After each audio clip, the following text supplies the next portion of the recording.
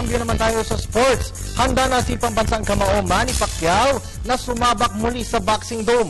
At matapos ang mapait na kampanya na noong isang taon na binalot ng magkakambal na kabiguan mula kay Timothy Bradley at Juan Manuel Marquez, ako ang Pinoy ring icon ng full focus sa nasabing training. Narito ang report ni Snow Badawa. Nangako si Manny Pacquiao na ibubuhos muli ang buong atensyon sa training camp para sa comeback fight kontra Brandon Rios sa buwan ng Nobyembre. Sa kanyang previous fights, napuna ng marami ang tila half-hearted approach ni Pacquiao sa ensayo, partikular na sa laban kontra Timothy Bradley at Juan Manuel Marquez.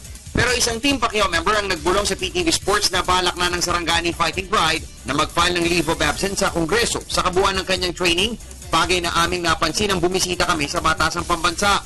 Closed door ang opisina ni Pacquiao at tanging ang kanyang chief of staff at legal counsel lamang ang nasa loob. Ayon kay Pacquiao, talagang intensyon niya na ibigay ang higit sa 100% sa training camp na magsisimula sa first week of September.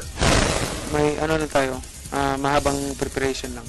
Siyempre, ito yung natalo tayo sa last fight natin, kailangan natin ma-recover ulit yung, makuha ulit yung trust and confidence ng mga tao sa atin.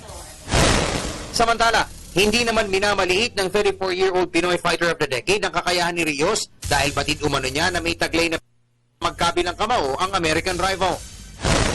Kailangan paghandaang mabuti. Matinding preparation ang gagawin natin. Kailangan 100% mentally and physically.